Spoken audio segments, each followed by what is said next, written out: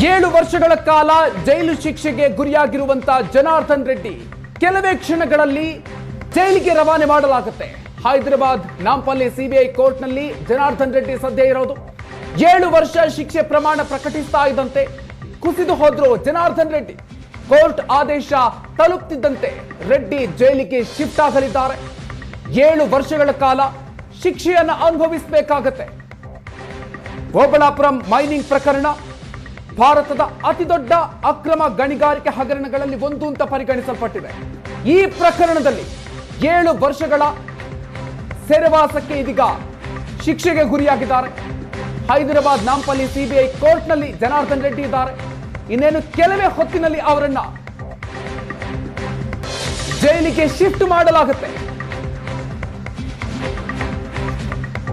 7 ವರ್ಷಗಳ ಕಾಲ ಜೈಲು ಶಿಕ್ಷೆಗೆ ಗುರಿಯಾಗಿದ್ದಾರೆ ಜನಾರ್ದನ್ ರೆಡ್ಡಿ.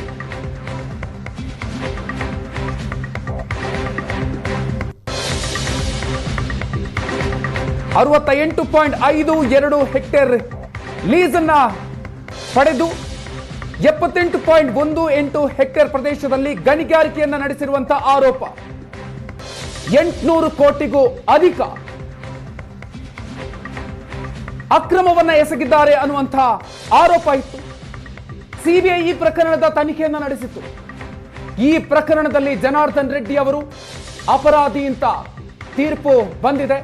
7 ವರ್ಷಗಳ ಶಿಕ್ಷೆಯ ಪ್ರಮಾಣವನ್ನು ಕೂಡ ವಿಧಿಸಲಾಗಿದೆ.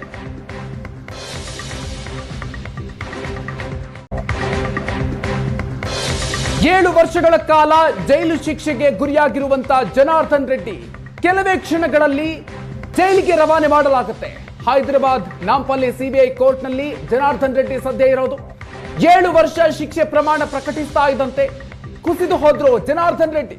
ಕೋರ್ಟ್ ಆದೇಶ ತಲುಪುತ್ತಿದ್ದಂತೆ ರೆಡ್ಡಿ ಜೈಲಿಗೆ ಶಿಫ್ಟ್ ಆಗಲಿದ್ದಾರೆ. 7 ವರ್ಷಗಳ ಕಾಲ ಶಿಕ್ಷೆಯನ್ನು ಅನುಭವಿಸಬೇಕಾಗತ್ತೆ. ಓಬಳಾಪುರಂ ಮೈನಿಂಗ್ ಪ್ರಕರಣ ಭಾರತದ ಅತಿದೊಡ್ಡ ಅಕ್ರಮ ಗಣಿಗಾರಿಕೆ ಹಗರಣಗಳಲ್ಲಿ ಒಂದು ಅಂತ ಪರಿಗಣಿಸಲ್ಪಟ್ಟಿದೆ. ಈ ಪ್ರಕರಣದಲ್ಲಿ 7 ವರ್ಷಗಳ ಸೆರೆವಾಸಕ್ಕೆ ಇದೀಗ ಶಿಕ್ಷೆಗೆ ಗುರಿಯಾಗಿದ್ದಾರೆ. ಹೈದರಾಬಾದ್ ನಾಂಪಲ್ಲಿ ಸಿಬಿಐ ಕೋರ್ಟ್ನಲ್ಲಿ ಜನಾರ್ದನ್ ರೆಡ್ಡಿ ಇದ್ದಾರೆ. ಇನ್ನೇನು ಕೆಲವೇ ಹೊತ್ತಿನಲ್ಲಿ ಅವರನ್ನ ಜೈಲಿಗೆ ಶಿಫ್ಟ್ ಮಾಡಲಾಗುತ್ತೆ. 7 ವರ್ಷಗಳ ಕಾಲ ಜೈಲು ಶಿಕ್ಷೆಗೆ ಗುರಿಯಾಗಿದ್ದಾರೆ ಜನಾರ್ದನ್ ರೆಡ್ಡಿ.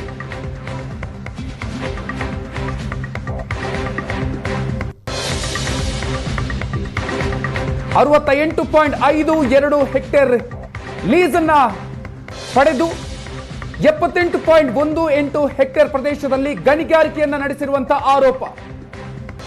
800 ಕೋಟಿಗೂ ಅಧಿಕ ಅಕ್ರಮವನ್ನ ಎಸಗಿದ್ದಾರೆ ಅನ್ನುವಂತಹ ಆರೋಪ ಇತ್ತು. ಸಿಬಿಐ ಈ ಪ್ರಕರಣದ ತನಿಖೆಯನ್ನ ನಡೆಸಿತ್ತು. ಈ ಪ್ರಕರಣದಲ್ಲಿ ಜನಾರ್ದನ್ ರೆಡ್ಡಿ ಅವರು ಅಪರಾಧಿ ಅಂತ ತೀರ್ಪು ಬಂದಿದೆ. 7 ವರ್ಷಗಳ ಶಿಕ್ಷೆಯ ಪ್ರಮಾಣವನ್ನು ಕೂಡ ವಿಧಿಸಲಾಗಿದೆ.